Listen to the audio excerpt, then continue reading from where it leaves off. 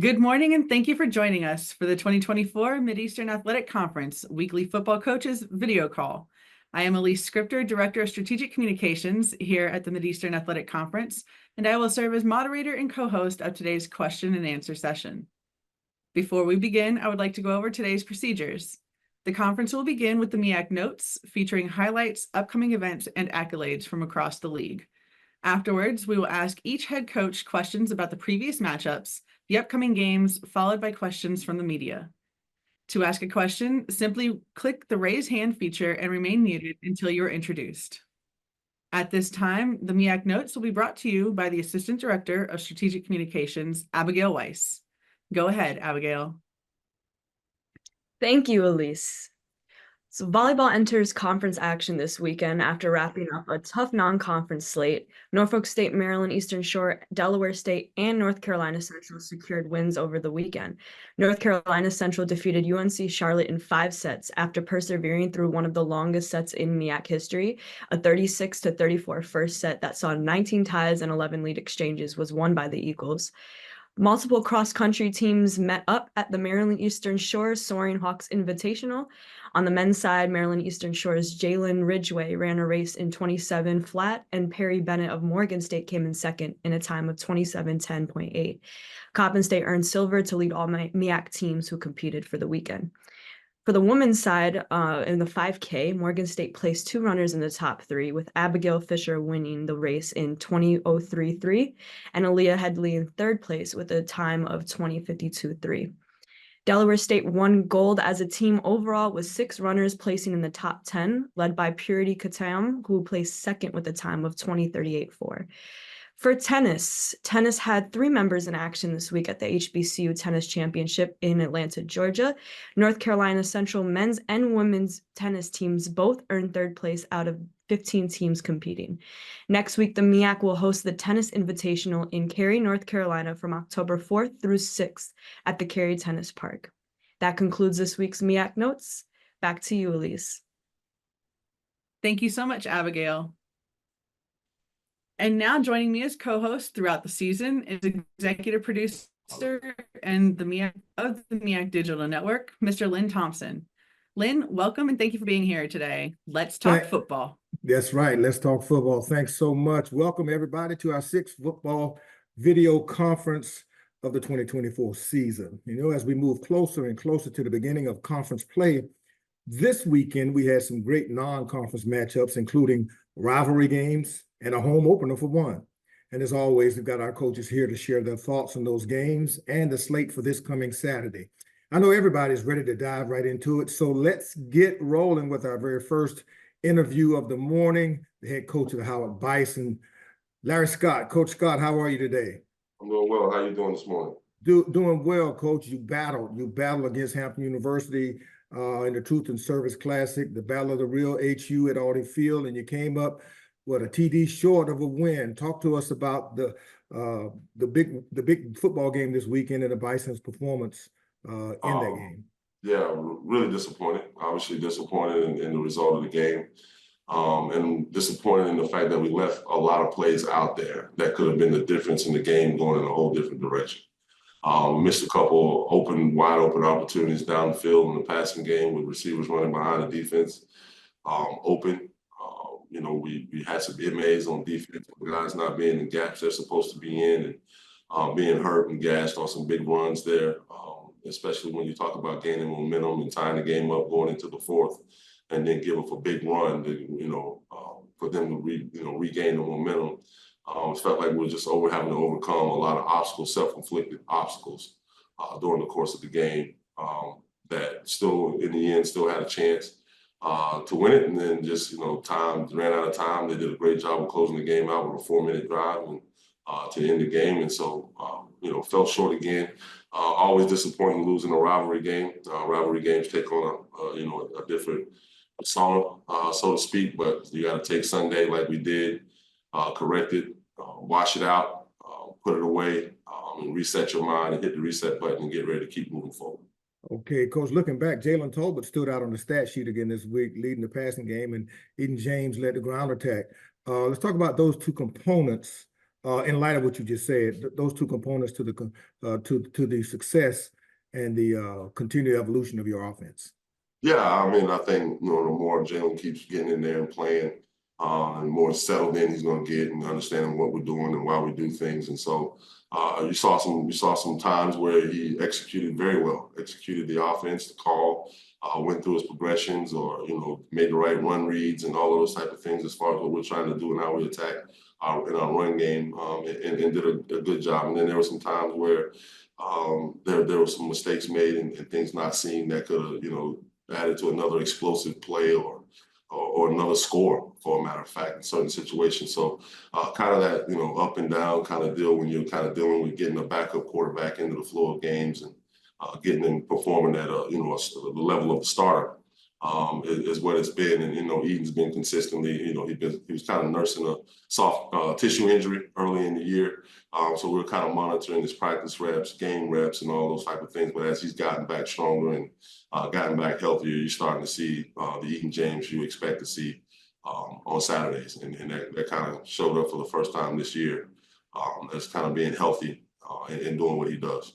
Okay, your All-American, Kenny Gallup Jr., he anchored the defense with 10 solo tackles. He had a pass breakup and a fumble recovery. Let's talk about his leadership on the Bison defense and his ability to really serve as the catalyst for success for them.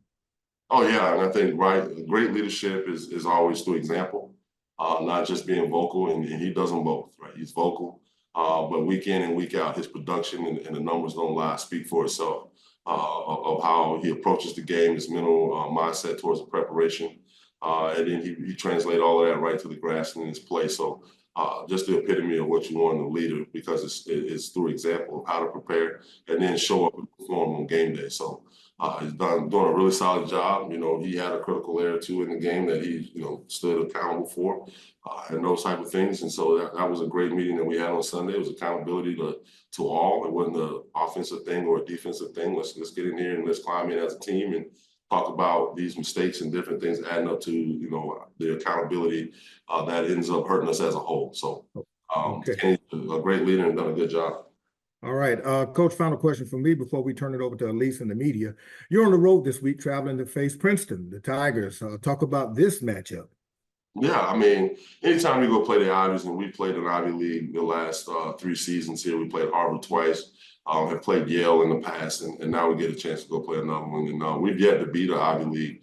I think in Howard's football history, they haven't beaten an Ivy League school yet. So something that we're going to, we're excited about, something that we've kind of talked about during the season as we talked about our schedule and the meaning and purpose of each of these games and what they mean to us. And so this is an opportunity for us to go create some history and continue to add to the history of first time things and things like that. So the guys are excited, especially after, last weekend. Obviously we had 24 hours to kind of sit in it a little bit and work through it and process, but now we've rinsed it out. And the good thing about college football, man, you get a chance to get, 7 days later, you get a chance to put it down again and go out and play again. So we're full speed ahead and excited about this opportunity to go get our first Ivy League win and get back in the winning column. Okay, thanks, Coach. Best of luck this week. Elise. Yes, sir. Thank you, Lynn. As a reminder to our media, if you have a question, please use the raise hand feature and remain muted until you're introduced. Our first question comes from Mr. James Hill. Morning, Coach. I hope you and everybody on the Hill are well. Can you talk a little bit about Casey Hawthorne? 5 receptions on his targets for 73 yards and 1 touchdown. Talk about his contribution. Yeah, Casey's like a Swiss Army knife, right? He's a guy that can do a little bit of it all. He can return kicks. He can, put him in the backfield and direct snap and do some running back things with him. He's a receiver for us on the outside. And, so he's kind of like a do-it-all type of guy that we have to make sure that we have involved week in and week out in the plan because he gives us a chance to just continue to be explosive. He's just another one of the explosive playmakers in our offense that we're going to make sure we build some packages and things around to keep him involved, because there's a good percentage of the time that we know if the ball is in his hands, it's got a chance to create an explosive play for us. Coach, when you look at the opportunity to play Princeton at Princeton, just talk a little bit about going out of conference again, getting a game in, and then moving forward. Yeah, I think it's bigger than just representing Howard, right, and our brand, and it's representing the conference, it's representing who we are as HBCUs as a whole, and getting a chance to go into an environment like that, an Ivy League environment in New Jersey at Princeton, and represent everything that is us, our culture, our conference, our university, our brand, versus an Ivy League. Like I said, we haven't beaten an Ivy League school yet, so we're up for that challenge, and we're up for having an opportunity to create a little bit of history on our side, and we got to put together a really good plan. They are very well coached. They are a smart team. They don't make mistakes and kill themselves and beat themselves. So we're going to have to go up and play probably our best. No, not probably. We're going to have to go up and play our best football of the year, which is always a goal week in and week out to give ourselves a chance to get back in the winning column. All right. Thank you, Coach. Have a blessed week. You too. Our next questions for Coach Scott come from Ty Miller. Hey, Coach Scott, good morning to you. How you doing? Good morning, Ty. How you doing? I'm pretty good. I'm with the Power News Radio Network and Black College Football Weekly. Just a couple of follow-ups on the game this past week against Hampton. First of all, in the second half, you went to the Wildcat with Eden James, and it seemed to be more productive for your running game. So why that switch, and why not use that more in the first half? Well, I mean, in the first half, it was kind of they really hadn't slowed us down in the first half, and our plan was working and those type of things. And I think when you have that availability to be able to do those things and switch in and out of stuff, that's to your advantage, right? So it wasn't just him; it was to Casey, and we just kind of settled in a little bit more to our run game in the second half when we found some really good runs and were able to create some gaps and things like that they were struggling to defend. It's kind of what that was as a whole. It wasn't particularly just to go to that. It was to put the ball on the ground, establish the run more in the second half, and see if we can limit possessions. And we were kind of capable of doing that in the third quarter when we brought the game to a tie going into the fourth. And, it kind of gained some momentum, and then they hit a big run because of an MA, and then they regained the momentum, and then, kind of game kind of spiraled from there. And then we had to go back to the air because we were behind 2 scores. We were able to close it within 1 with 4 minutes left, and then they did a hell of a job with their 4-minute offense, kept the ball out of our hands, and ended the game. So great job by them, but we definitely left a lot out there that could have made the game a little different. About that score at 4 minutes left when Tolbert scored, Coach, or Tolbert scored, you went for 2 after that. The score was 27-20. Was it due to the fact that there was a little bit more excessive celebration after the touchdown, or you just decided to go for 2 at that point? Well, in rivalry games, Ty, the object is you're going to go win the game. I wasn't playing to play for overtime. I wasn't playing to play. And my plan was always it was going to be a 2-point conversion at some point in time to win the game. My team, the guys know that. They knew that going into the week. We knew this was going to go all 4 quarters. We knew there were probably going to be an onside kick or a 2-point play or something that was going to impact the game. And so my decision making there was to go for 2 there and make the game a touchdown game, right? So you go down 27-22, a touchdown wins it. You ain't got to worry about a snap, hold, and an extra point or any of those things. Tilt the odds right into your hands. I wanted to put it in the hands of our offense. And if we had gotten the ball back, all we needed to do was score a touchdown. So that was a decision making and going for 2 there. All right, moving on to this week against Princeton, Coach. The Tigers are playing their first game this season, second game rather. So how much of an advantage could that be for your team going into only their second game this year? Well, there's got pros and cons, right? You're probably looking at a pretty healthy Princeton team, right? You got us, who we played 4 games, and last week is probably a physical ball game that we've been in because obviously the rivalry, the aggression that the game was played with it being a rivalry like that. It was a pretty physical ball game. So we got some guys that are kind of, nicked, bumped, and bruised a little bit, and we're trying to heal up as well as prepare. Advantage them is they're probably pretty fresh, with their team and roll through their training camp and hadn't had any injuries and those type of things. So I think it could be an advantage that we played a little bit more football. Yeah, true. But second, the other part of that is they're a little bit fresher than we are as far as going and only playing 2 games. So, it'd be interesting to see when we put it all down and continue to study these guys and break them down, some of the things that we find and how to attack and go win this game. But I think it has its pros and its cons. And final question for me, Coach, is you mentioned that Howard's taken on Ivy League competition 4 times and has not been successful. So what is it about the brand of Ivy League football that stands out to you? Smart, very disciplined. They're not gonna do things to beat themselves, right? They're probably one of the least penalized conferences in all of football, just because of the way, the kind of way they play the game. They're going to be very complex in their scheme. They do a really good job there. A lot of times, those guys spend a lot of times, they don't play for championships. There's no playoffs or any of those things. So they spend a lot of time in NFL offices and NFL rooms and different things like that. So their schemes are complex. Their guys are very disciplined, and they play together. So when you do those type of things as a football team, you always give yourselves a chance. So you got to go match that, right? That discipline. You're gonna have to play very focused. You're gonna play with great technique and fundamentals, and be willing to handle some of their complex schemes. All right, thank you, Coach. Good luck this weekend. Appreciate it. Our next questions for Coach Scott come from Nathaniel Henry Jr. Good morning, Coach Scott. Hey, good morning. How you doing? Great. Nathaniel Henry, Howard Sports Media. Talk about the teams never say die attitude when you were able to come back from a 14-point lead to rally to tie the game at 14-14. Yeah, I mean, these guys never feel like they're out of a game, and they know with some of the explosive playmakers that we have on the perimeter in the backfield.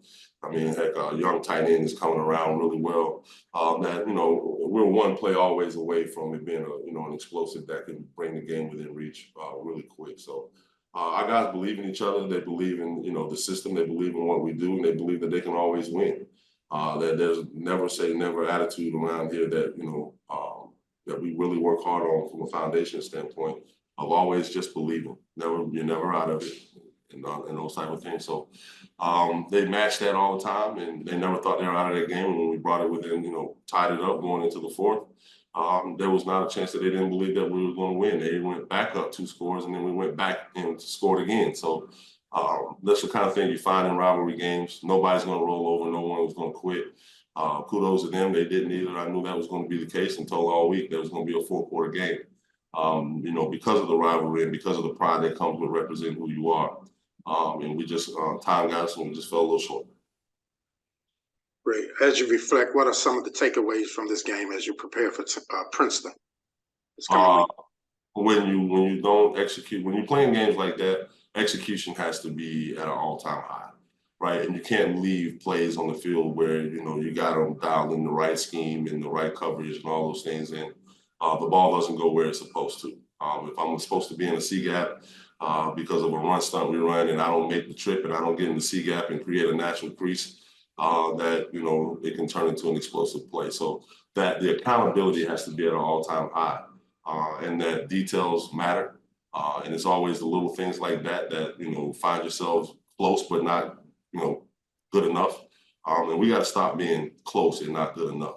And I'm glad we're learning those things. I know, it goes down as a loss in the win column, but what we learn is more important to me as we continue to build through the middle portion here now of the schedule, the middle third of the schedule with a bye week in there to kind of get healthy. And then 2 games before we get rolling into conference play. And we want to make sure we have all those things shored up and our foundation is built strong and built right when we get ready to start MEAC play. Yes, sir. Appreciate you, Coach. Good luck this weekend. Thank you. Appreciate it. That concludes all of our media questions for Coach Scott at this time. Thank you so much for joining us this morning. No problem. Thank you, guys. See you next week. Howard is on the road taking on Princeton on Saturday, September 28th at Princeton Stadium in Princeton, New Jersey. Kickoff is set for 3 p.m., broadcasting on ESPN+. Lynn, over to you for our next interview. Thanks, Elise. Up next, the head coach of the North Carolina Central University Eagles, Trey Oliver. Good morning to you, Coach Oliver. Good morning, Lynn. How you doing this morning? Doing good, Coach. What an outstanding week for the Eagles, picking up a commanding 66-24 win over rival North Carolina A&T. Talk about this matchup, and let's assess your team's performance. Yeah, Lynn, it was an unbelievable atmosphere here on campus. Looked like homecoming all over again. But obviously two great programs, rivals, and we battled Saturday. Obviously, we had talked all week about starting fast and what the game meant and what your legacy was going to be. And You know, I thought I was a decent football player in college, but I never beat A&T. So what would your legacy be? Come out, get started. They run the opening kickoff back. So we got tested early about our thermostat mentality. But guys didn't get rattled. We settled down. Offense got going, and we talked about role players and guys stepping up. And I thought we did that. I thought as a team, we played probably the best game we had played all year. We scored in all three phases, offensively, defensively, on special teams. We had 3 quarterbacks that threw touchdowns, numerous receivers that got involved. 3 different defenders had interceptions. So I was really pleased to see all 3 phases step up. I still need to improve tremendously in special teams. I mean, I was very disappointed in our special teams play and entirely too many penalties. It's hard to win games when you have that many penalties, but we were fortunate to come out with the win over our rivals. So I was pleased. It was a good Saturday evening for the Eagles. Okay, well, you know, everything seemed to click for the Eagles this weekend as your team collected 512 yards total offense, 354 of them through the air for 5 TDs. What did you work on this past week that contributed to that success? Everything. I mean, it was a mindset. We didn't come out, run a whole lot of different plays and all that stuff. We knew we had to win up front, and I thought it started with the offensive line. They created some holes and let Jamari Taylor get loose. And then, you know, when you saw Walker back there, sitting back in their pocket, very rarely people getting to him. So they really did a great job of protecting the quarterback and giving him time. And, you know, we've seen what he's done since he's been here. So he did a good job of delivering passes, and receivers made plays on the perimeter. So, you know, again, it started up front. I'll take my hat off to Coach Williams, our O-line coach, and our offensive line, because I thought that they gave us a chance to be explosive in the run game as well as the pass game. Okay, Coach, you kick off conference action early this year, taking on Norfolk State in the 40th annual Circle City Classic in Indianapolis. Let's talk about this big conference matchup. Yes, 40th annual Circle City Classic. Excited to have the opportunity to play up in Indianapolis against Norfolk State. My old teammate, Coach Odoms. We go way back, and they are a very physical team. This is going to be the most physical team that we've seen this year. They want to establish the run. They're very physical up front. Their offensive line is huge, and they get great movement. I love their running back. Reminds me a whole lot of the Christian kid from A&T. And they probably have a 2-headed monster quarterback. We haven't seen the other quarterback, number 4. I don't want to mispronounce his name, but I'm sure he'll probably be back this week. So we have to have a plan for 2 quarterbacks. But a very good team. I think defensively they're a lot like us. They fly around. They get hands to the ball. So we'll get tested again this week. But I'm looking forward to the matchup. And, you know, I got a couple good friends over there on that coaching staff. Okay, Coach, thank you so much. Hold on just for a second. Elise has questions from the media. Yes, sir. Thank you, Lynn. As a reminder, if you have a question, please use the raise hand feature and remain muted until you're introduced. Our first questions for Coach Oliver come from James Hill. Coach, how you doing this morning? I was having an issue with my computer. Just talk a little bit about the offensive firepower. 20 in the first, 20 in the second, and then even 19 in the third. You guys put a lot up on the board. Yeah, I've been saying all year, but I think we have some firepower, you know, on that offense side of the ball. And as a team, collectively, I think our team speed has improved tremendously since I've been here. You know, you see Walker Harris delivering some passes, and it could be anybody. Obviously, our guys, Joaquin Davis, but then Mekhi McCall got loose this weekend. Marquell Quick got loose this weekend. So we got, you know, Chance Peterson. We've got a slew of receivers that can make you pay at any point in time. And it's about being ready when your name is called, your number's called. So, and then obviously in the backfield, we got Jamari Taylor and all those running backs. So the guys are explosive playmakers, and they're role players. So I'm so happy to see them being patient. The guys aren't complaining about getting the ball and you know, pouting when they're not getting it. When they're on the edge, they're blocking and all that stuff. So and when you see that, you see about 10 different guys had a reception this weekend. But you know, it's good that we have, you know, really good guys, great teammates. They're cheering for each other and want to see each other be successful. But you know, we do have some firepower in that offense. We do. we will jump over to Chris Stevens from HBCU Sports. Well, we're all having computer problems this morning. I couldn't get my camera working. Coach Oliver, how you doing this morning? I'm well, Chris. How are you? Pretty good. Obviously kicking off conference play this week against Coach Odoms and Norfolk State is huge, but is there any trepidation about, getting on an airplane to do it? Obviously the Circle City Classic is huge for exposure purposes, but is this just another game you guys have to prepare for it and just gonna have to get on an airplane to go do it? Yeah, nothing changes. We just flew out to wherever, Miami, for the first game this year. And, we will travel. So nothing changes. We'll leave a little bit earlier. I think our flight's at about 8:30 in the morning. We'll land about 10 o'clock there, go to a luncheon, have practice, go to a hotel. It'll be a regular Friday for us. Nothing changes. We'll just be in Indianapolis. And when we talked last week, you said it was important that you got your younger guys, that experience. Obviously, you had to do it through, because guys were banged up, you want to give guys some rest. But now that you were able to see them in action when things are going good as opposed to going bad, what is your overall assessment of the depth of your team at this point in the season? I'm pleased. We have a chance. We're about to get some guys back this week, I believe, and the next 2 weeks, primarily on the defensive side of the ball.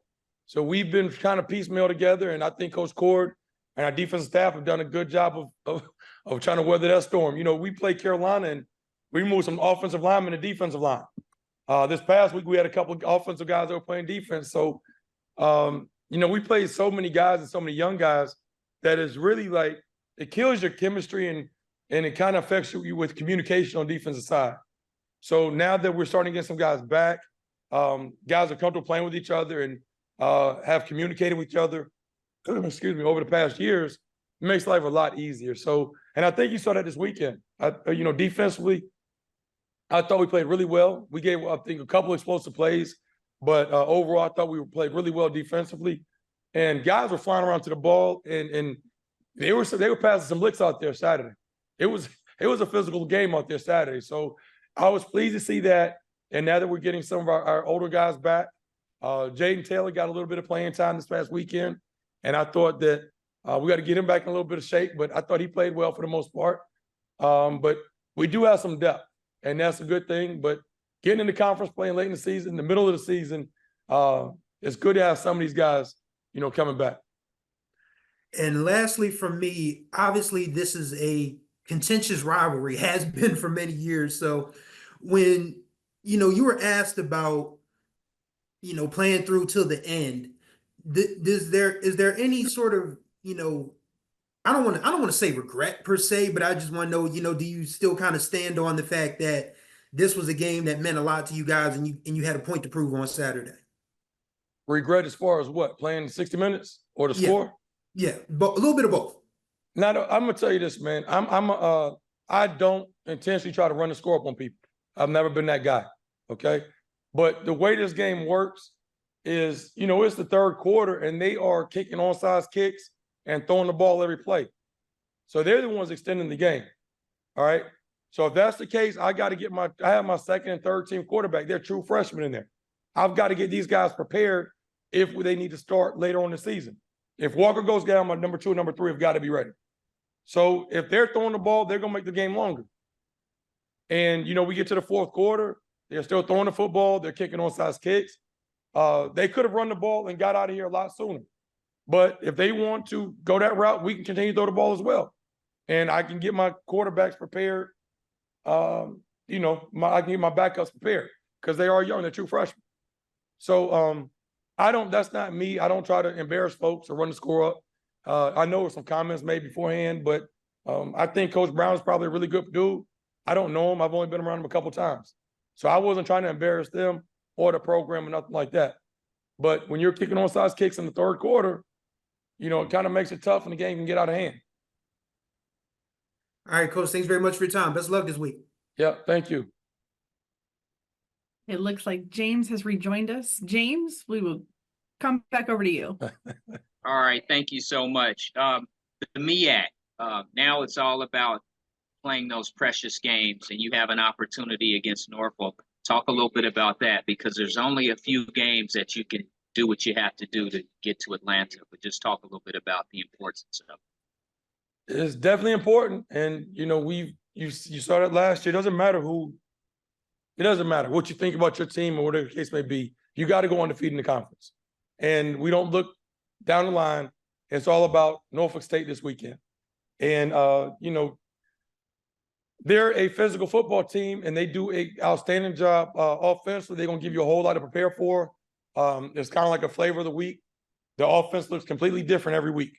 So, we're going to prepare for what we saw on film thus far, knowing that that's not what we're going to see probably the first quarter of the game when we see them this weekend.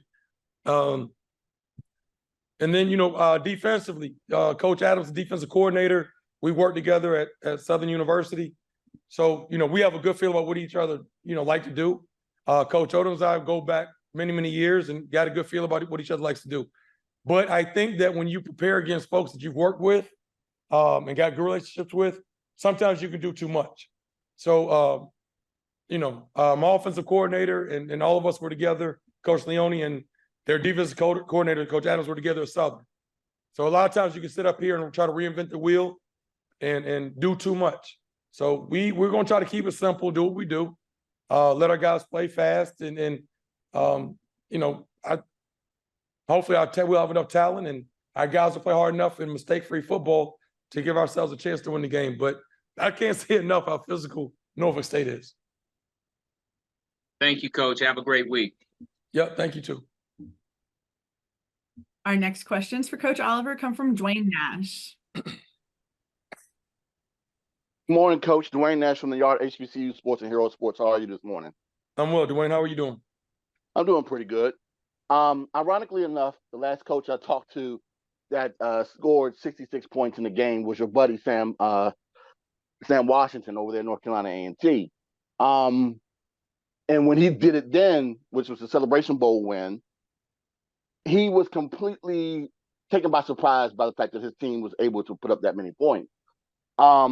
One, were you surprised by the fact that your team was able to put up that many points in a rivalry game at home? And two, what did it feel like to have everything clicking for your program in a game that big? Well, I was not surprised. When I came in early in camp in July, I thought we had some firepower and a really good football team. I thought that this football team, although we're very young, could be better than the team that we had last year. So we have some guys that can play. They're just young right now. And as far as I expect us to score points. That's, we have a great offensive staff. We got a great scheme. We got great players. So I expect us to score points. As far as putting all together, it's time. It's time. We work to get better every week. And, we were banged up. So now we got these guys coming back.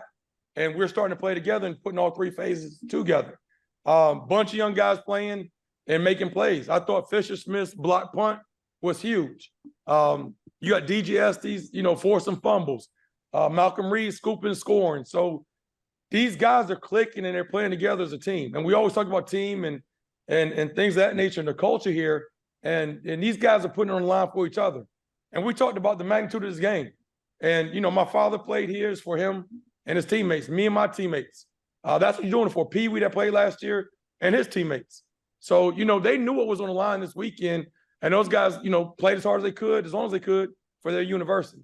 And that's what it's all about. And my final question, Coach, you kind of alluded to it a little bit.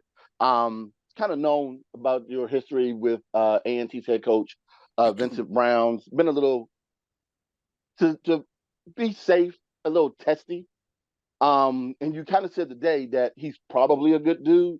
Did you get a chance to speak to him after the game today, on Saturday? Did not. We shook hands and everything. And I don't mean to say it like that. I didn't mean to probably. I've heard about Coach because, he played in the NFL with some of my family members and everybody speaks highly of him. I just don't have a, personal relationship with him. So I'm sure he's a good person. And, I'm going to tell you this right here. I'm passionate about what I do and I'm passionate about my university. So I don't try to talk trash and whatever the case may be, but if somebody comes for me or my university, I'm going to hold it down. Because if I don't do it, who's going to do it? So I don't mean to come out as this villain or this bad guy, but, I'm going to hold it down for my school. and my players. So I don't know. I apologize if I offend anybody. I don't mean to. I just love my players and I love my university. As you should, Coach. Thanks, Coach, and good luck this week. Thank you. Our next questions for Coach Oliver come from Ty Miller. Hey, Coach Oliver, good morning to you. Ty Miller of the Power News Radio Network and Black College Football Weekly. And thank you for the good sound bites. We appreciate this. Come on, Ty. Y'all make me look bad, man. No. You know, y'all smile on here and it's all good. But then the sound bites later, man, like Coach Oliver's like, well, actually, not you, Ty. We good, man. We good. I know it's good, Coach, because otherwise we just get coach speak. And sometimes we need more than just coach. I don't have time for that, Ty. I'm going to give y'all the real, buddy. I don't have time for the little coach talk. If y'all going to ask me questions, I'm going to be candid about everything. I'm going to keep it real with you all.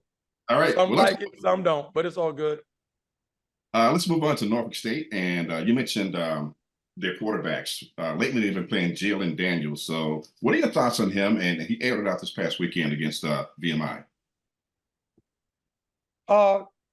Great pocket presence.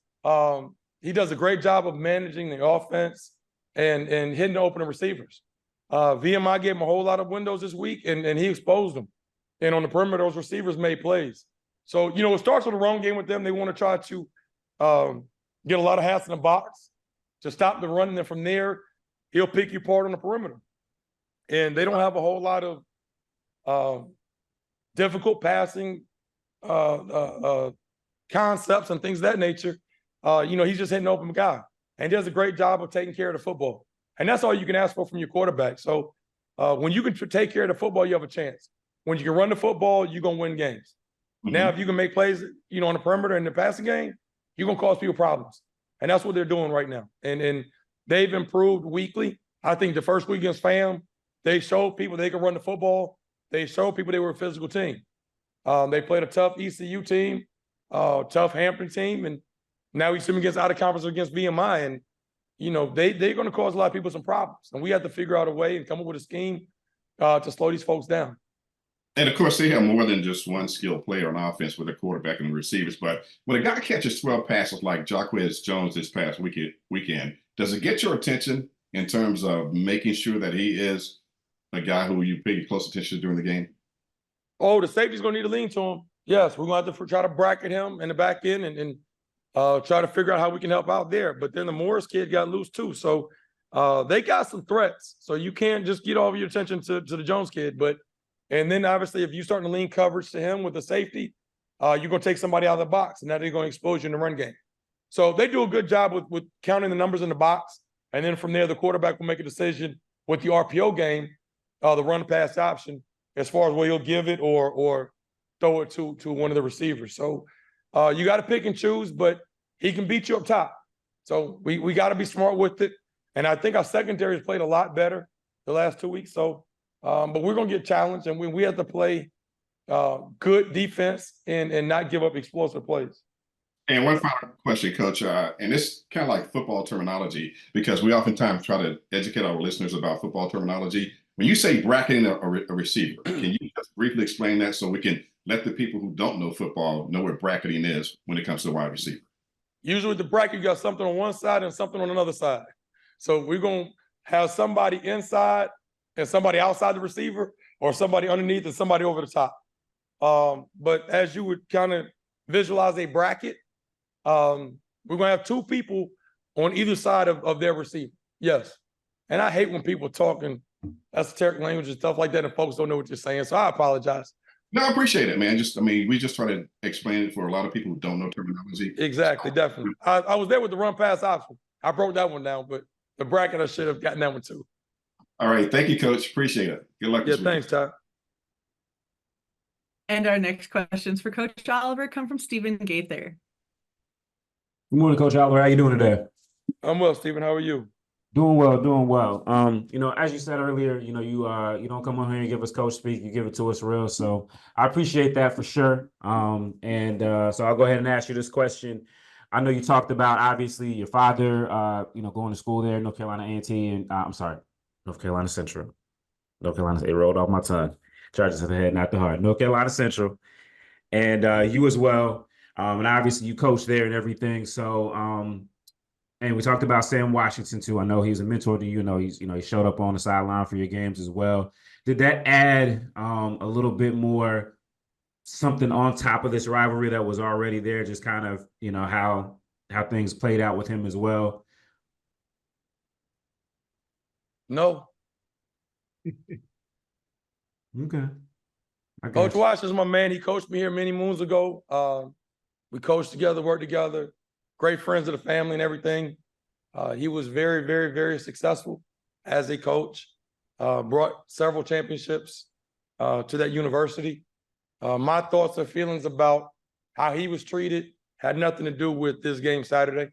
I'm just trying to prepare my guys to play the best they can and bring home a win for my university. But my thoughts about how they treated him had nothing to do with my preparation or how the game went Saturday. Appreciate it, Coach. Thank you. You tried to get me. And our next questions come from Daryl Duval. How you doing, Coach? I'm gonna try to see if I can get you too. So, y'all had a real good game this past week, and Coach, can you hear me? Yes, sir. I can hear you. I'm focused, man, Yeah. because you're trying to get me. So Yeah. So it don't take much for me. But go ahead. So I it's kind of funny. I ran into some North Carolina A&T former players, and one of the things they talk about is how North Carolina A&T is really trying to compete on Division I talent. But I really feel what I just saw this past weekend, you all are competing on a Division I talent. And I just want to get your thoughts on that question, what I just said, and how your players are adapting to after winning that game. And I mean, seeing that, hey, we can play with the big boys, because y'all really did some stuff with North Carolina, even though, hey, they came back. But I mean, this game really showed a lot. Well, I think if you look at our resume, we've shown that over the past 3 years. We've had a lot of success against non-conference opponents. I think we're 13-5 against non-conference opponents or something like that. So this wasn't, the first time we've had a win. You look back through the CAA, we've had success. Campbell, Elon, New Hampshire, Jackson State, Mississippi Valley, I don't know, Tennessee Tech. So we've had success. So I don't know what they're recruiting for. We recruit to win on a Division I level. We're a Division I institution, and we're trying to find the best of the best. And we've had some success with that. We just got out of a meeting this morning talking about our recruiting plan moving forward and the type of guys we're trying to move in here and the talent level. So we're getting a whole lot of phone calls about guys wanting to commit. So we have to make sure we bring the right guys in here. But I don't know what A&T is trying to do with their recruiting thoughts, but for us here, we're trying to recruit the best athletes and student athletes we can find. Well, y'all did, like I said, y'all did a real good job this weekend. Good luck for next weekend in Norfolk State. But I thought I could try to get you, but I guess you. I'm getting a little smarter in my older age, man. I'm getting a little smarter in my older age. All right. 2 weeks ago, you might have got me. Oh, yeah, at UNC. That concludes all of our media questions at this time for Coach Oliver. Thank you so much for joining us this morning. All right, thank you. North Carolina Central will face Norfolk State in the Circle City Classic on Saturday, September 28th at Lucas Oil Stadium in Indianapolis, Indiana. Kickoff is at 3 p.m., airing on ESPN+. The game will re-air on ESPNU at 11 p.m. Saturday, September 28th, and again at 6 p.m. on Sunday, September 29th. Okay. So we will move forward with our next coach, Coach Odoms of Norfolk State University. Coach, your Spartans picked up a dominant 32-10 win over SoCon's Virginia Military Institute this weekend. Can you talk to us about your team's performance and how the Spartans showed up on the gridiron? Well, yes, I think they really came out focused, ready to play from start to finish. We executed. It was just, football is different, and just trying to figure out what each week is going to look like. As far as your preparation, as far as your mentality, you got to respond in games, after games. Each week is going to be different. and we challenged our guys. We came back in here, rolled our sleeves up, and went to work and challenged these guys to play the way we capable of playing. And that's going out and being really good on defense and executing on offense and special teams, making sure we do our part in flipping the field and making sure we do our part in giving ourselves a chance. And I thought the guys did that. We had a couple bad snaps on special teams, but other than that, it was one of those complete games where I felt like as a football team, we took another step forward, and they played really, really well, enthusiastic. First time a lot of our players have been to VMI, and I really thought we was locked in, and we was like that all week. And it was good to see, because usually after a tough loss, it's hard to get your team ready to go play. But you can see the growth in this football team. When we play like we capable of playing, we're as good as anybody we're going to play on Saturday. Thank you so much, Coach Odoms. I'm Lynn Thompson, back on this morning. Everybody seems to be having a little bit of technical problems, but we talked last week about the receiving corps struggling against Hampton. That was not the case this week at VMI's. Jalen Daniels, he was really rolling with 2 receivers for a combined 265 yards.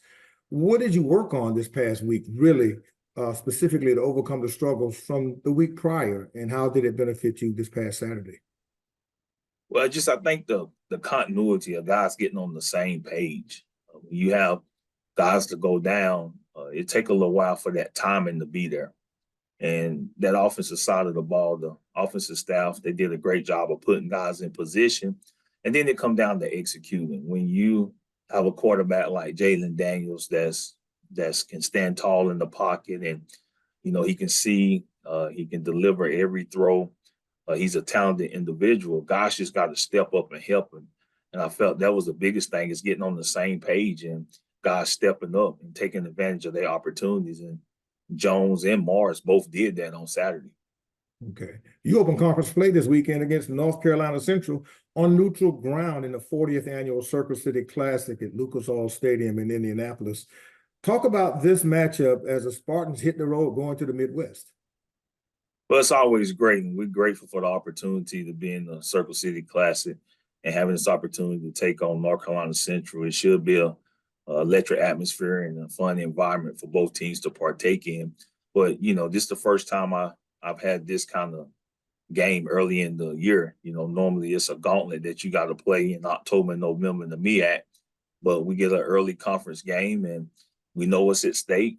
The winner of the game is in the driver's seat for 2-3. For us, it'd be 2, 3, 4 weeks, because we'll get a bye, and before we get a chance to play another conference game. So it should be fun. Coach Oliver's doing an outstanding job. He'll have his football team ready to play, and you saw that from this last week's opponent, North Carolina A&T. Yeah, absolutely, Coach. Well, thanks a lot. Hold on for a second. Elise has some questions lined up from the rest of the media representatives. Yes, sir. Thank you, Lynn. As a reminder, if you have a question, please use the raise hand feature and remain muted until you're introduced. Our first question for Coach Odoms comes from Chris Stevens, HBCU Sports. Good morning, Coach Odoms. How's it going? Going great. Good morning. Football, obviously, as you said before, is a week-to-week thing. So coming off of a tough loss at Hampton, just what do you think was did any preparation from a mental mind state of your team change heading into VMI? Do you think they were a little more focused, or was it just the fact that these guys were just anxious to get back out on the field to prove themselves? Well, it's the psychology that we deal with each and every day as it relates to the young man that are in the game of college football. It's a mental warfare. It's something all the time. And you just have to clear your minds and refocus, and just remember everything that you want to achieve is still in front of you. People quick to get off the ship or, mail a team in, but it's a long football season. We play 12 games. It's a tough stretch. It's hard. We play 8 in a row. So it's a physical battle. You're going to go through some injuries. You're going to lose some guys. You're going to get some guys back. It's just part of the process, and you just have to figure it out each and every week. And the teams that are able to do that get themselves a chance for early success. And we just brought our team in. And what I always say in difficult times, the more you love them, the more you care about them, the better chance you got to overcome adversity. And I believe that in my household, I believe that as a head football, I believe that about life. The more you can show in the midst of your adversity, the greater your chances are of overcoming it. And you already took a tough one. It hurt, but we rallied our troops and we responded. And that's the mark of a man, is how you respond to adversity. And I think these guys did an outstanding job. Now we're on to the next one. Speaking of that next one, it's a conference game, but it's about 1,000 miles away. You're going to be in Indianapolis playing the Circle City Classic. And of course, you and Coach Oliver have traveled down many roads together before. Just what are you looking forward to the most about this matchup, from the perspective of being able to give Indianapolis folks a taste of HBCU culture, as well as starting your conference schedule against the team that everyone has picked to win it? Well, there's two things we talk about in our program is, can you duplicate success, and can you do simple better? Let's not make the game complicated. At the end of the day, it's about blocking and tackling. It's about throwing and catching. It's about those basic fundamentals that you got to do better than your opponent. If you do those things, you give yourself a chance to be successful. All right, Coach, thanks for your time. Best of luck this week. Always a pleasure. Thank you. Our next questions for Coach Odoms come from James Hill. Hey, Coach, I hope you and everybody on campus are well. Talk a little bit about your quarterback. Daniels was able to put 19 up there in the second quarter. That's big time. Talk a little bit about that experience. Well, I think what you want to see is growth when you talk about the quarterback position. And coming off that, the game against Hampton was a struggle for us as a football team.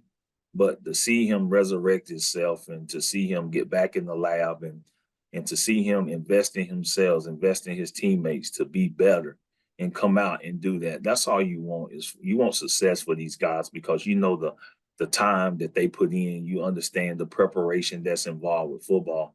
And he really did a great job of that. And to see that kind of success, the talent is there. It's just guys around him got to understand that, do your part. And if you get open, he's going to deliver the football. He can make every throw. And he put up one of those games that hopefully he'll be talking about. But I don't think that's going to be one he's going to be talking about, because I really think in his future, he has many more games that's going to be like that, because he's a phenomenal talent. He's even a better person. And he's a great leader for our program. And we're glad to have him at quarterback. Coach, the MEAC schedule, there's limited opportunities. These games are precious. You get an opportunity to go up to Indianapolis and play. Just talk about that opportunity. And again, you guys want to win. Well, I think that's always the end goal, is to find a way to win football games. Playing a conference game this early in the season is something we're looking forward to. It's going to be a fantastic contest. A lot of those guys, we've all had worked together. So we talk.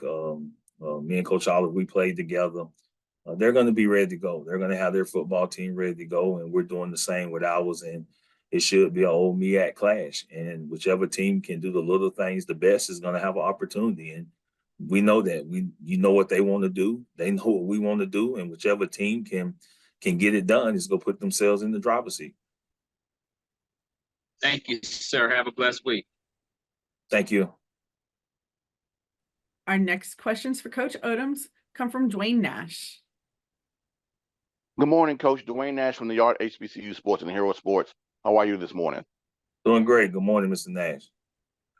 Yeah, Coach, you've spoken highly about Jalen all season long, and we see whenever he gets the opportunity, he can produce.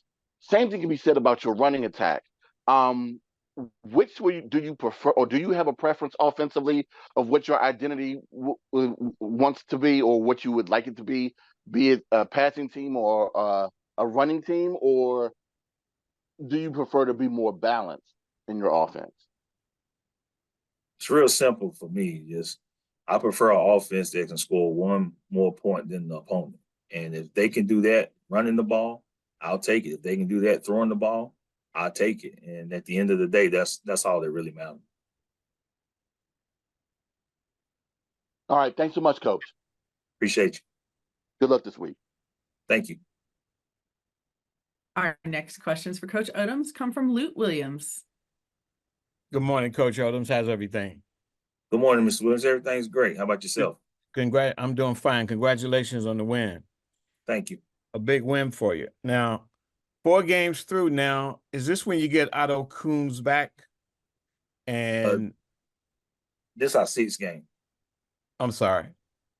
How have you reincorporated him? Is there any quarterback issue here, or do you is Jalen your guy? Is he number 1, or you trying to work Coons in? Jalen Daniels is our starting quarterback, and Otto Coons is our backup quarterback, and Vincent Berry is our backup quarterback, and Lancaster is our backup quarterback. Had Otto been eligible at the beginning of the season? Had he won the job in your fall practice leading up to the first game? I played a lot of college football, and I live in the now, sir. So right now, Jalen Daniels is our starting quarterback. And had you asked that question prior to the season, you would have got a better answer. But I addressed the media, and I answered that question. If you go back and hit rewind in some of the press conferences, you probably will see that answer. But as of right now, Jalen Daniels is the starting quarterback and has been our starting quarterback since day one. Gotcha. Good luck, Coach. Good luck on Saturday against Central. Always a pleasure. Thank you. And our next questions come from Ty Miller. Hey, Coach Odom. Good morning to you. Ty Miller with the Power News Radio Network and Black College Football Weekly. How you doing? Doing great, Ty. How you doing? I'm doing good. I'm good, Coach. I want to stay on the quarterback theme for a second. I know what happened last year when they had Davius Richard. Now they have Walker Harris. What is the biggest difference you see in the style of quarterback play between those two guys? They're both really good. Harris is a really good quarterback. He has command of the offense. He's been in the system. Coach Leone has done a fantastic job as the offensive coordinator there and quarterback coach. So you can see that they're on the same page. When you have a quarterback and coordinator on the same page, you can create explosive plays, and they are very comfortable working with each other. He can throw the ball. He's not as probably a good of a runner as Darius, but he's athletic. He can run. He can move the sticks. He's a heady football player. He's very smart. He's intelligent. He don't make a whole lot of mistakes. He's everything you want leading your offense, and that's really the biggest difference is that they left Darius and went to Harris, and you've seen it. They're picked up right where they left off, and their offense is doing a fantastic job. And it's going to be a challenge for us to be able to line up because it's not just about Harris. They got many, many weapons. They can spread the ball. They can run the ball. They do a fantastic job in what they're trying to do and how they manipulate defenses from an offensive standpoint.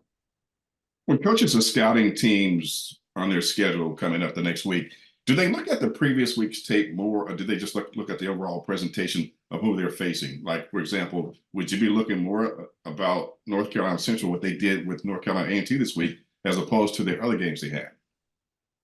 I think you look at the body of work. No one game is going to tell the story. I think you look at it and you try to figure out who they are. And usually when you look at teams, you see that week to week, it's a new wrinkle. Is that because that's who the coordinator is, or is that because of what the defenses are doing? So when you look at it, you got to break down the body of work and try to figure out how they're going to attack you. What are some of the things they did to teams that were similar to what you're doing? So it's a lot that go into that decision-making process as you begin to evaluate and break down your opponent. Back in week 2, I asked you about your teams, and to me, it looks like one of those teams you had at Southern. They're getting to that level. So where are they right now in terms of how good is your team? Do you know at what level they are now, 6 games in? Well, if we had all the pieces of the puzzle, I would be able to give you a better description of who we are. I know what we could be, but as of right now, having all those pieces of the puzzle out on the field, we're a different football team with all our pieces. Right now, we're a football team that understands that they can overcome adversity. That's the biggest lesson we just learned in this past victory is that no matter what happens, when you got another opportunity in front of you, that's what you'll be last remembered for. So it's always about the next opportunity and how do we get our mindset circle around that and we grasp that and have a good understanding of what that mentality requires. And I think this week, these guys are going to come in, they're going to be locked in, and they're going to have a good understanding of what we're trying to do as we prepare for North Carolina Central. It's going to be a really good football game, and these guys understand what's at stake. They know it's our conference opener, and they're going to have to play really, really well, and we'll give ourselves a chance in the fourth quarter to see if we can win a football game. But I like this football team. I like our makeup. I like our mentality, because when we play the way we capable of playing, we're as good as anybody. And last question for me, Coach. Going into Indianapolis, it's a city where a lot of people don't know about the brand of HBCU football. So for you and North Carolina Central, what should the people of Indianapolis know about the Black college experience and what they could gain from it if some of those high school kids choose to go to an HBCU? Well, particularly, I'm familiar with both. I'm a graduate of North Carolina Central, and of course, I'm the head football coach at Norfolk State. So I'm a product of HBCUs, and what you get is that nobody knows us better than us, and you get a good understanding of what that look like, what that feel like, and then you get an understanding of embracing your history and having a connection to it that allow you to be able to share that with other people and going into other places.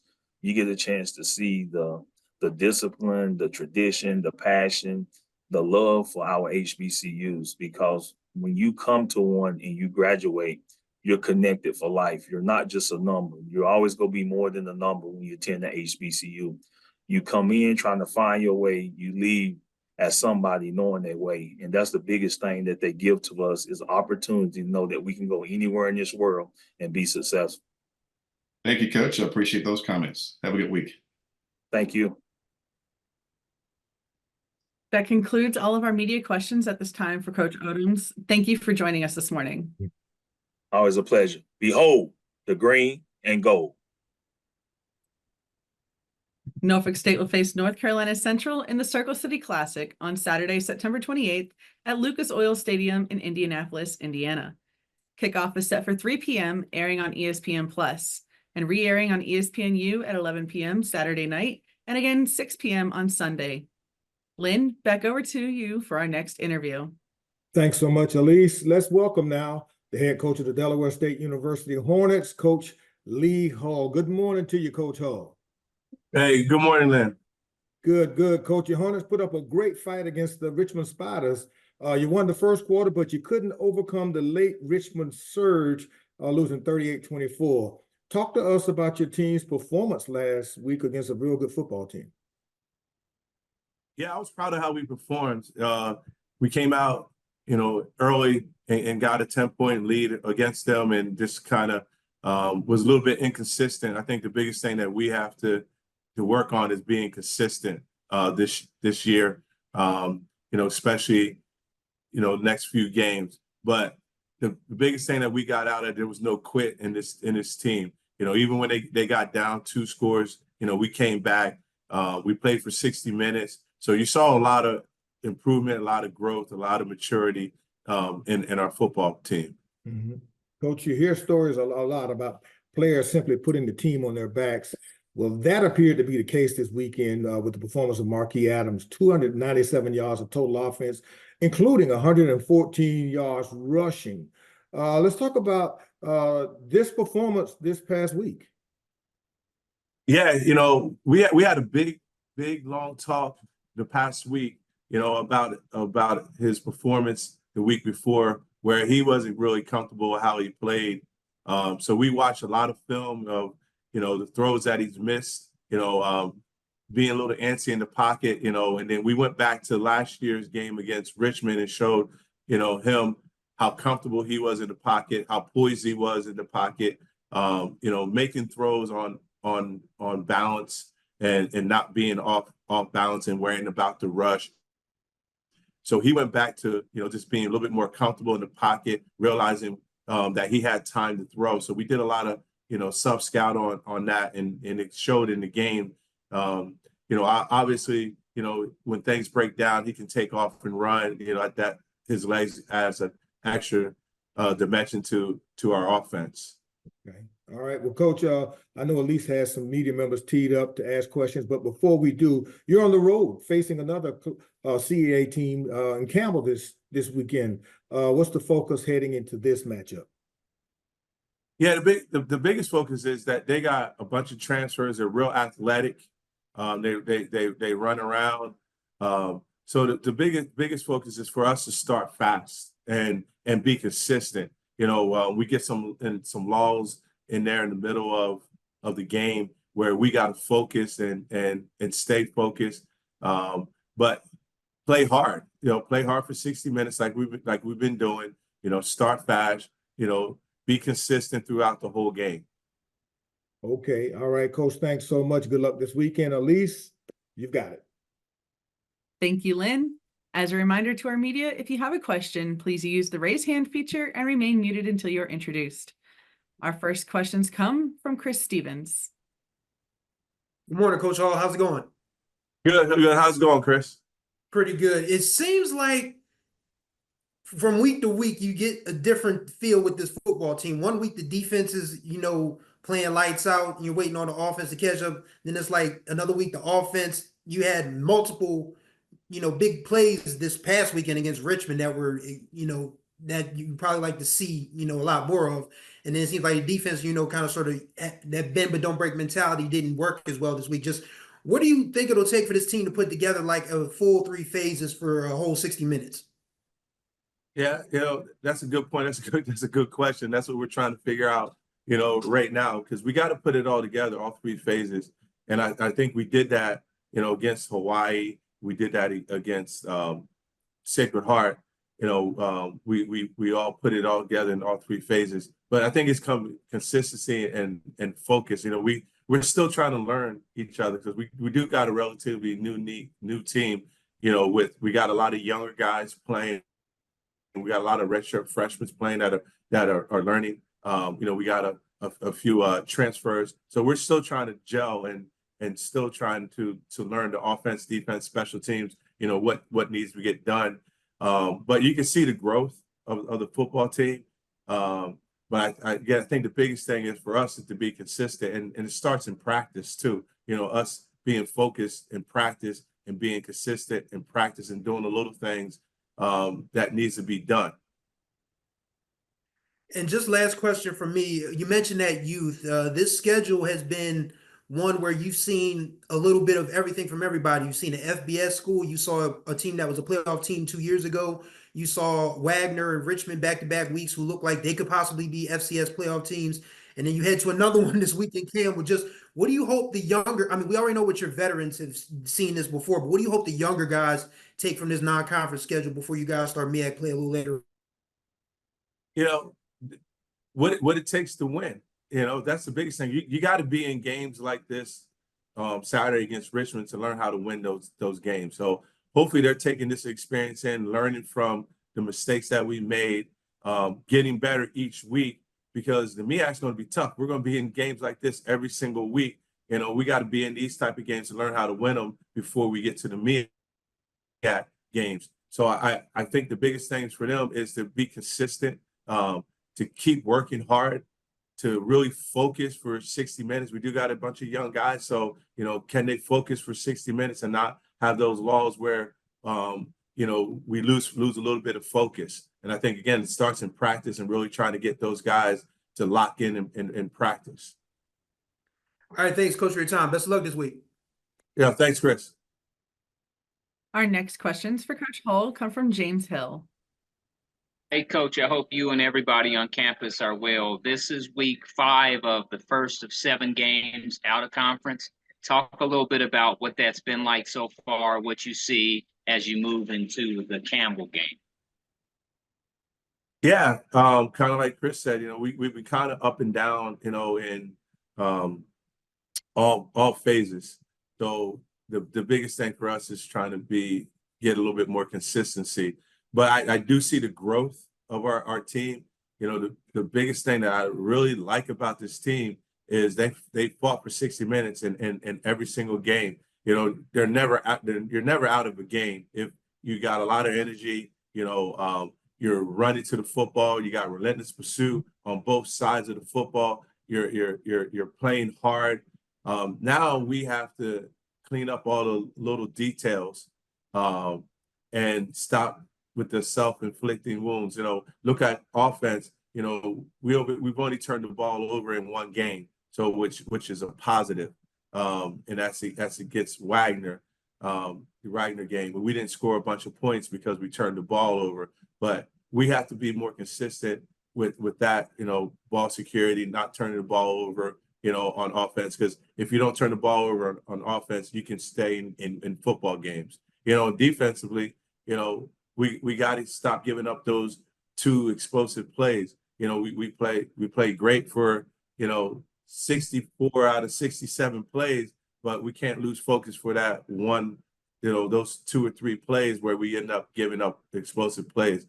But how hard and the passion that we play with, the energy on the sideline, all those things, you know, we're going in the right direction. We just got to put it all together and get more continuity, you know, as we go. And these last 3 games are going to be big for us in that aspect of just trying to really put everything together and playing well in all 3 phases as we get into MEAC. Coach, your defensive line and also the secondary. Can you talk a little bit about the defensive side of the ball? Yeah, love our defensive line. You know, they play hard. You know, they play the hardest on all the team. You know, all the positions that we have on this team. You know, Darren Cook. You know, our nose. You know, big, strong, physical kid.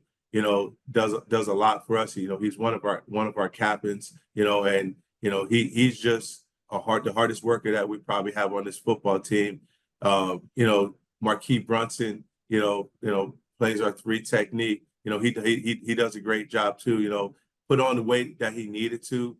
This year was a little bit undersized. Now he's close to 300 pounds, and you can see the difference. He did a great job in the weight room this year. And then you know we are at our ends. You know, we got Eric Montez, who's a little undersized, but you know is a guy who has a motor that just doesn't quit. And then, you know, in our secondary, we're doing a really good job. You know, Wayne Favors I think has 2 or 3 picks this year already. So, you know, he's doing a great job. And Gio on the other side, the other corner, you know, is doing a great job too. You know, and then Christian Garrett, who's a redshirt freshman for us, you know, has a pick, has a couple of different deflections. You know, he kind of plays roams the middle for us. You know, 6'2", 205 pound. You know, can run like a deer. So, you know, he has a big range. So, you know, like where we are in our secondary and also up front.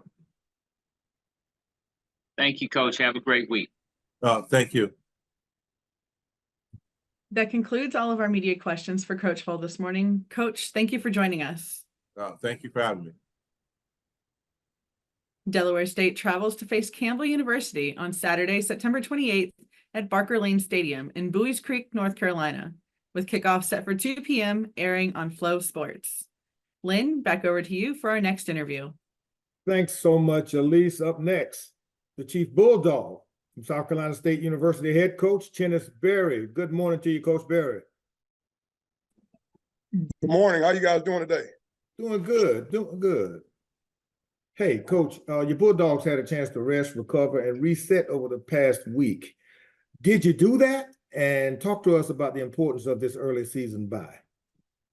Well, I'll tell you what, we really worked on us, and we got healthy. I mean, we were banged up football team after those first 3 games, and you know, we took last week to really focus on us, and you know, we worked on some self-scout, you know, just kind of see how other teams were seeing us, and we also had an opportunity to just get together and just figure out the small things, the details that we think that it takes to be a successful football team. So, you know, one of the biggest things that we wanted to work on was just eliminating those penalties, you know, those what I call self-inflicted negatives. We really honed in on that last week. We honed in on eye discipline, lane discipline. We really spent a lot of time on individuals. You know, typically during the season, you know, we'll go about 20, 25 minutes for individuals.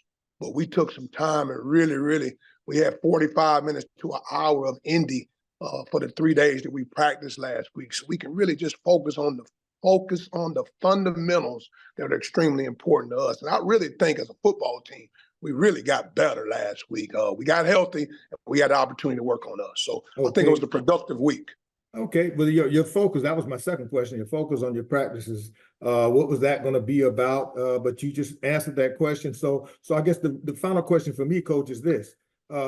You now got to shift that focus, and I'm sure you already on this home game, your home opener, the 2024 season opener at Dawson Stadium. And you've got a mad North Carolina A&T State football team coming to Orangeburg. Let's talk about this matchup, the Aggies and the Bulldogs.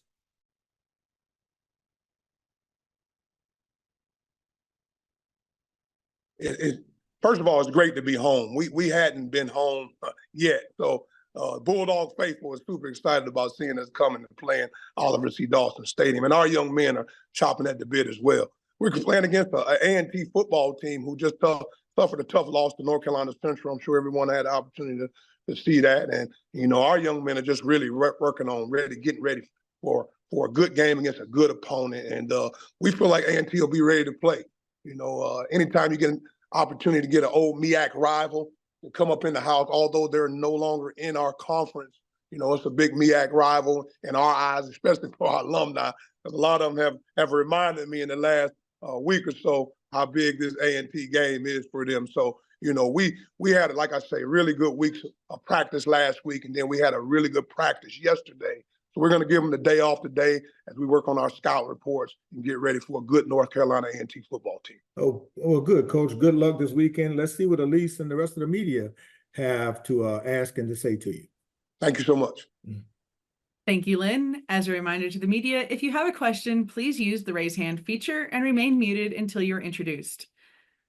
Our first question for Coach Barry comes from Chris Stevens. Good morning, Coach Barry. How you doing? Good morning, Chris. How you doing today, sir? Pretty good. Obviously, as Mr. Thompson alluded to, you guys are getting prepared for A&T this week. They are coming off of, we'll say, not a game they obviously want to forget. Just how important is it for your guys to not get caught up in what happened to them and make sure that they don't come in and surprise you guys in your home opener this coming weekend?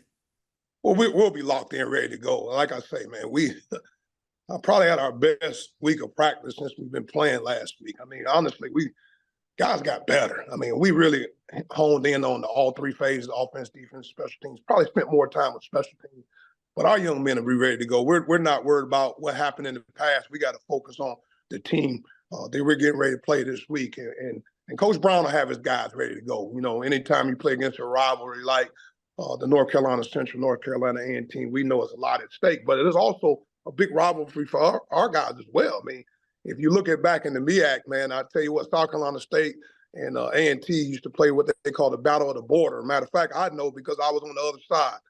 I coached at A&T twice, and we used to play them down in Charlotte. So it means a lot to the fan base. It means a lot to the alumni and everybody about this game. So, because we recruit against those guys, being on the FCS level, all this is important. But our young men, if you had an opportunity to see how they practice the last few days, man, you look like a football team that's ready to go and believe it, man. We understand. We took a couple of tough losses. A game, the FAMU, that we had an opportunity to win. We played a good game versus the Citadel, played well in all three phases, and we played against a good Georgia Southern football team. So you're looking at a football team that really, really believes in what we have, and we're going to get an opportunity for 60 minutes to go against a good North Carolina A&T football team. Do you have an idea of how you want to play this game yet? Do you feel like it's going to come down to one phase in particular, or is it just going to be a matter of all three phases clicking at the same time on Saturday? Well, like I challenged our football team and our staff. I mean, I really still don't feel like we played our best ball. And we played some pretty good ball. We just hadn't played our best ball. So it's always going to come down to all three phases. Each phase of the game is a third of the game. So, here at South Carolina State, we spend just as much time on special teams as we spend on offense and defense.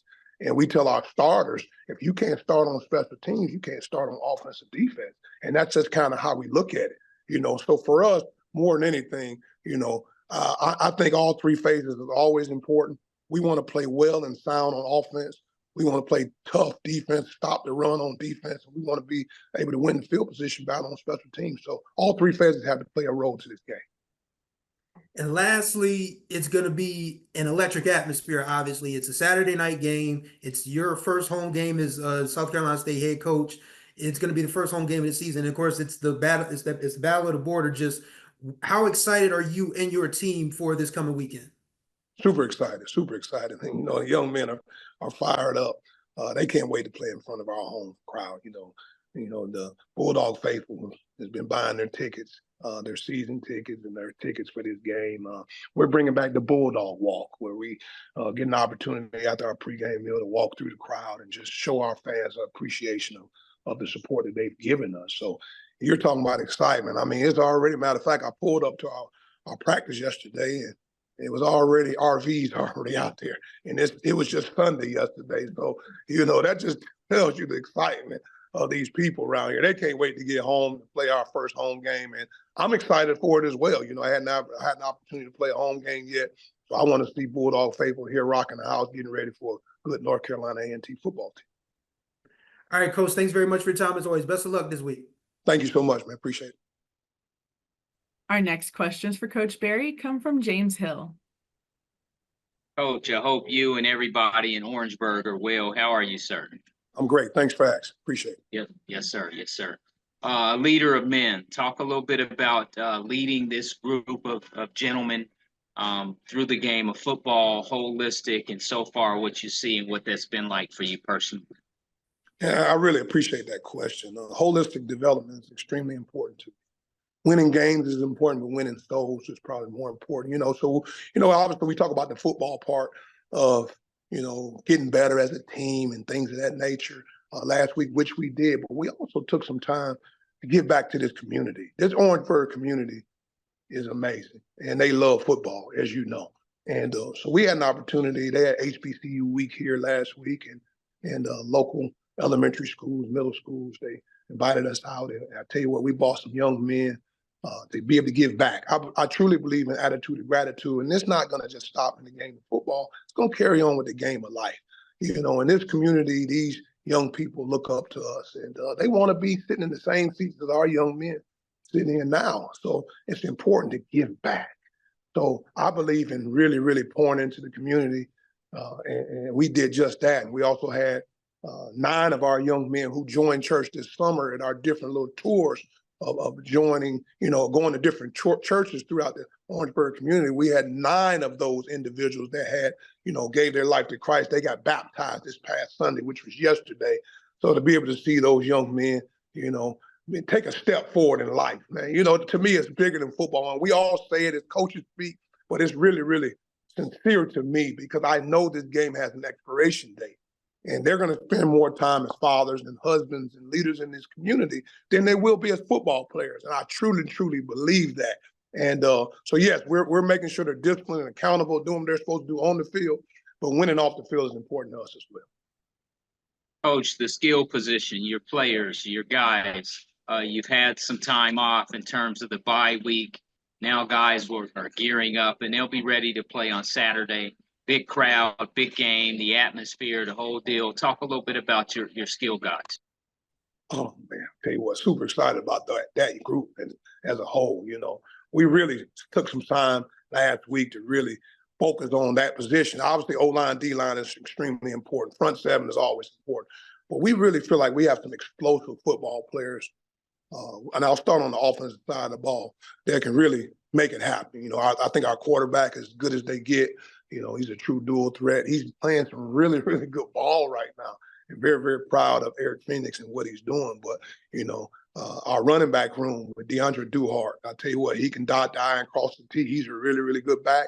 We really pretty much rested him last week and let him understand how important he is and get his body ready to rock and roll through the long haul of this football season. And our tight end position, Keyshawn Toney, he's special. He's a guy that can hold the point as well as, do a good job in the passing game as well. And then we have some receivers with Caden High, who's crushing it in this conference right now. He's doing some amazing things. And as well as Justin Smith-Brown, who can stretch the field vertically.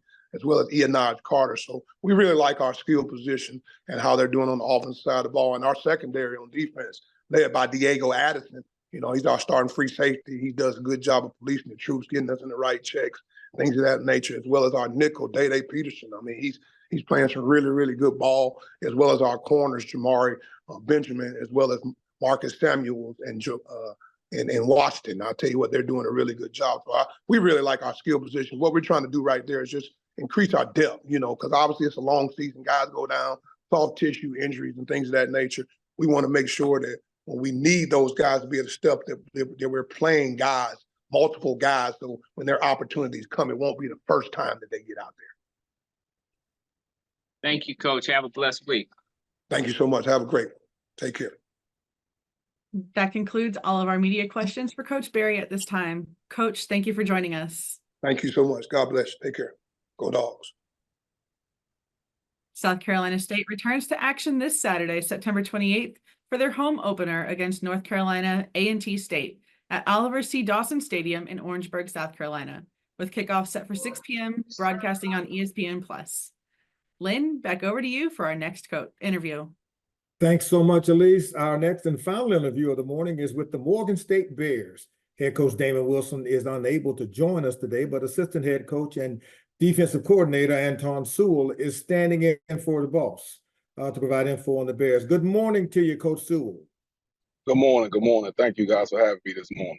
Great to see you, Coach. Your team put on a very aggressive performance this week in your home opener against Virginia Lynchburg.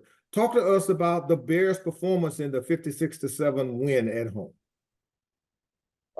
First of all, it was good to be at home. As some of the other coaches have mentioned already, the early part of our schedule featured, 3 straight road games. So it was good for our guys to have an opportunity to play in front of our home crowd. Against a tough Virginia Union Lynchburg team. We knew going into the matchup that, we on paper we were the better team, but we also knew that, one of the major steps in our program as we're trying to continue to build this thing up is when we face opponents that we should beat, we can't underestimate those guys and come out and and not execute. Now, I think we did a really good job. We started off early on with a defensive touchdown that kind of got things going for us. Our offense came out and executed. I don't think we punted, until maybe later in the game, if we punted at all.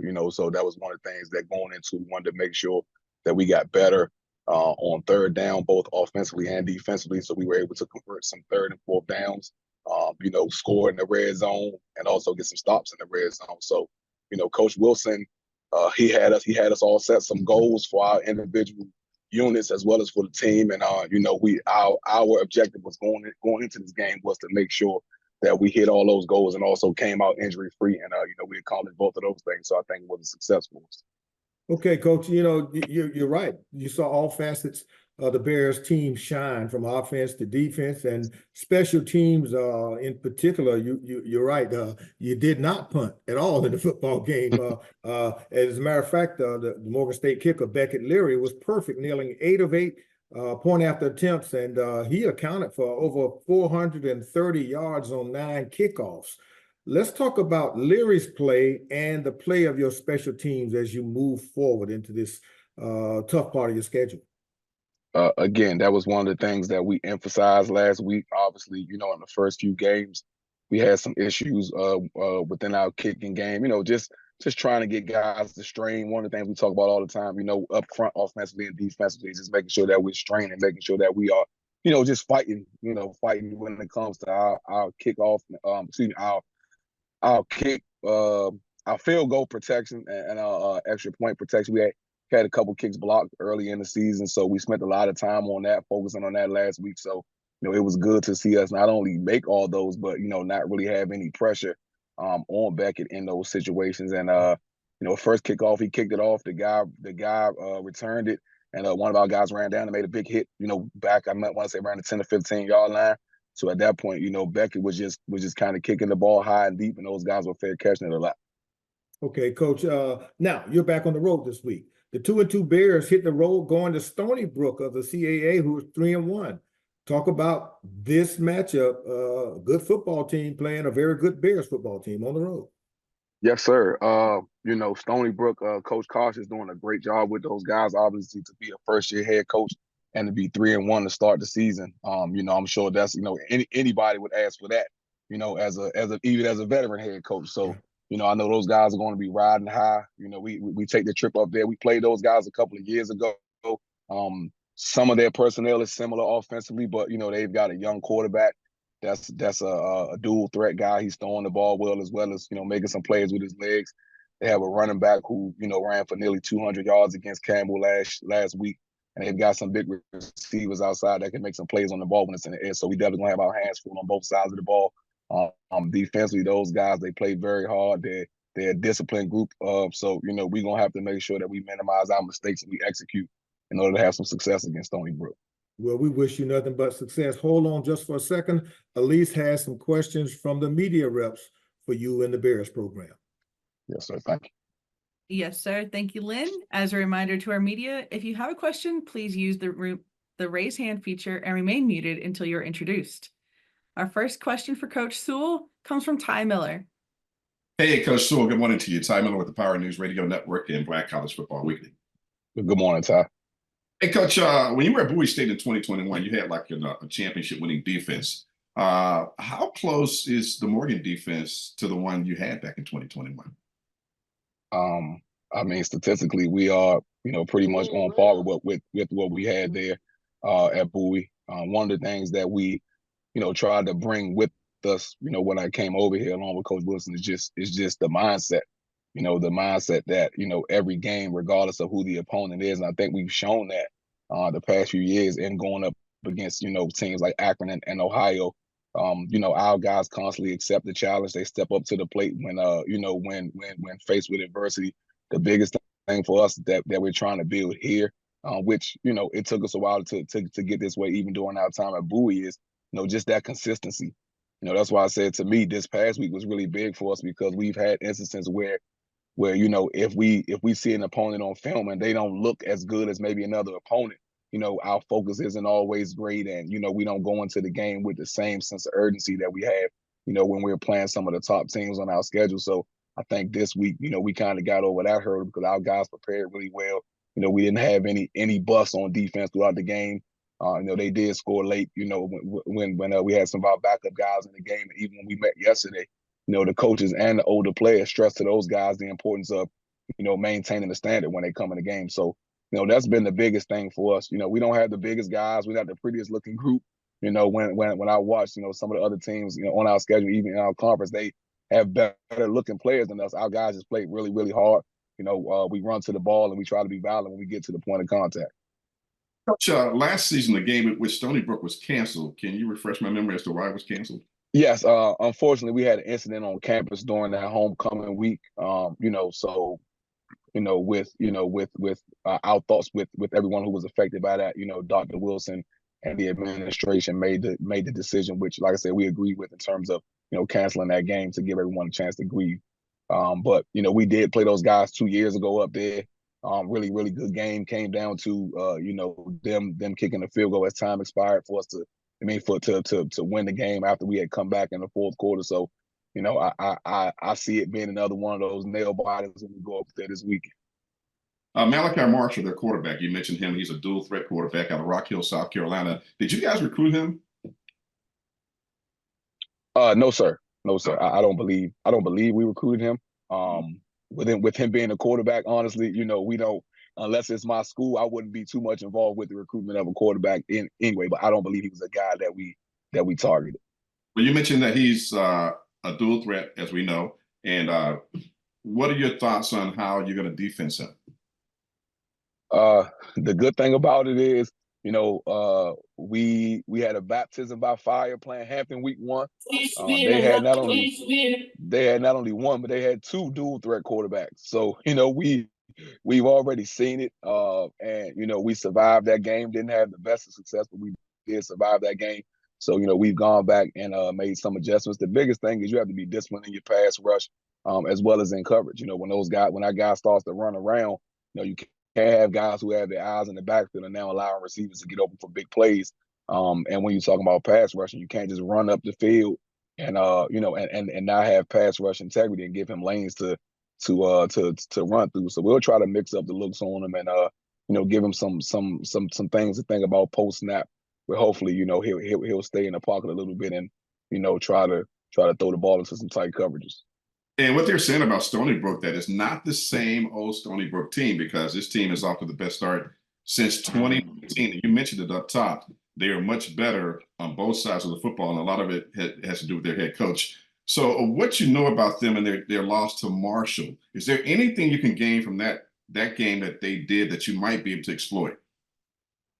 I mean, it would help if we can get some of Marshall's players. I mean, like I said, they're 3-1 with their only blemish being to an FBS program in the head coach's first game there. And even when you watched that game, you saw, schematically, they were able to give Marshall some looks and some plays offensively that, had Marshall on the ropes. There were a few plays where, they had guys open, but, up front, Marshall may have just had one guy that beat the protection and made a play on the quarterback before he was able to find it. So, definitely, respect and see what Coach Carson is doing. Ironically, he's a guy that, he's a DMV guy. His dad coached at Maryland, and I want to say he played at McNamara High School. One of those. Well, I know he played at one of the Washington Catholic League high schools. So, I'm sure he's familiar with some of our coaches and some of the guys we have on our team. And like I said, we've kind of followed his career, as he's going through the ranks. So, definitely a lot of respect for him and what he's doing there and what they're doing as a program. I think one of the coaches mentioned earlier, man, anytime you get an opportunity to face a CAA opponent, that's kind of the measuring stick when it comes to, FCS football in our region. So, like I said, big challenge for us, but I think we'll be prepared for it. And one last question, Coach, since you're on the defensive side of the ball, you mentioned Roland Dempster. Describe what type of running back he is for Stony Brook. Like a bull in a china shop, honestly. You watch him on film and guys are getting clear shots on him and he's just bouncing off them. And then he does a good job of, he's really patient in the hole. But once he gets into open field, he does a good job of accelerating and turning what could be 5 and 6 yard gains into, 20 and 30 plus yard gains. So we've got to do a really, really good job of tackling. A lot of our focus this week is going to be on gap integrity, within our run fits, but also making sure that we gang tackle and that we hit and wrap, so that we can get them on the ground with first and second contact. Thank you, Coach, and good luck this weekend. All right, thank you. Our next questions for Coach Sewell come from James Hill. Coach Sewell, I hope you and everyone at Morgan are well. How are you, sir? I'm doing well, James. How about yourself? Awesome. Talk a little bit about the defensive, the performance last game. You pretty much shut that team out. The gentleman did score a running play at the end, but just talk about Morgan's defensive play last week. So I'm definitely going to answer your question, James, but somebody got to ask me an offensive question. If not, Coach Wilson is never going to let me do this again. Like I said, defensively, we had some goals going into the game. And one of the things I stress to our guys is that Virginia Lynchburg or their program, those guys play hard, from the beginning of the game until the final whistle. But we knew, like I said, you can't, with all the technology out here and, the different, different links and, information that's online, you can't tell guys like, hey, we're coming off of playing Ohio and now we're playing Virginia University Lynchburg and they're just as good as Ohio, but one of the things that we try to emphasize to those guys is if we don't execute, anybody can beat us. And if we do execute, we can beat anybody. So, the biggest thing for us last week was, not trying to play hero ball and chase stats, just making sure that we, that we were disciplined and our execution was at a very high level. And I think we definitely did that. And, it showed it showed in the numbers, just trying to get, young people just to understand that the process is going to get you the result that you're looking for. Sometimes they're trying to chase the result and, end up skipping steps in the process. And then you end up with a negative result. So, that was a big thing for us last week, really on in all three phases of the game. I think we did a really good job of that. All right. Offensively, you guys put up 56. against VUL. Talk a little bit about the offensive side of the ball. I think Coach Wright and the offensive coach, those guys had a great game plan going into it. Just trying to get back to the basics, really. Trying to make sure that we protected the quarterback, trying to make sure that we opened up holes for our running backs. I think we got, probably 4 or 5 really, really dynamic guys in the backfield. When you talk about our running backs and then our quarterback, Todd Smith as well. So, I think Coach Wright did a good job of putting those guys in position to succeed. And when the opportunities came, everybody made the most of them. So, hopefully we can continue to build on that and, find some more consistency on, like I said, offensively, defensively, as well as special teams. All right, Coach. Nice talking to you this week. Have a good week.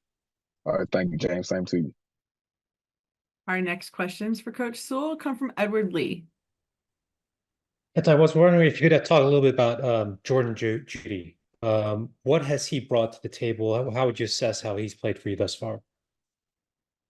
I'm sorry, Edward, I could barely hear you. Oh, yeah. I was wondering, how would you assess how Jordan Judy has played for you? Judy is a guy that's been in our program. He came the same time we did.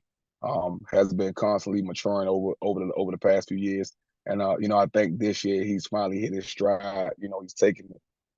He's taking it much more serious. You can see the difference between him as a junior now versus as a freshman or sophomore. Sometimes you get young guys, they kind of have that, and his time is now. So he's been playing a lot more for us this year, providing a physical presence for us inside against the run game, and just bringing that energy. He hasn't been a starter for us, but he's a guy that has played a lot of reps for us in the games that he's been healthy and played, and has provided a spark for us up front. You're probably aware that he's first cousins with Jerry Judy, and he talked about how Jerry Judy has been sort of a role model for him. Have you seen any influences from his cousin in Jordan? Well, I don't know Jerry Judy much, but I know that Jordan is not as fast as Jerry. I do know that. Well, I mean, it's hard to say, seeing the influence when you talk about one guy being a wide receiver and the other guy being a defensive lineman. But I mean, you can tell he comes from good stock from a football standpoint. Obviously, with his, with him having family in the NFL, and also, being a South Florida guy, he's been raised around good football his entire life. So you can definitely see that, he does some things from a physical standpoint that you don't always see from defensive linemen, really athletic, really twitchy. Even like, when you see him in workouts, when he decides to turn it on, you can see that athletically, he's very gifted. Thank you. Thank you. That concludes all of our media questions at this time for you, Coach Sewell. Thank you so much for joining us this morning. All right. Thank you, Allison. Have a good one. At least I'm sorry. I'm sorry. No problems, Coach. You have a good one. You as well. Bye.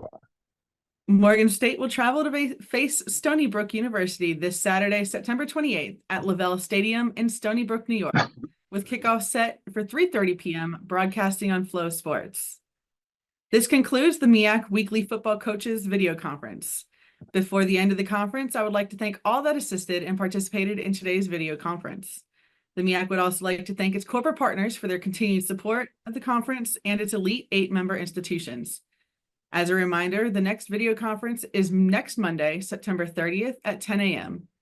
For more information on MEAC football and all other sponsored sports, visit MEACsports.com and follow the MEAC on social media at MEAC Sports on Facebook, Instagram, TikTok, X, and Threads. Thank you for tuning in to this week's MEAC Football Coaches video conference, and have a great football week.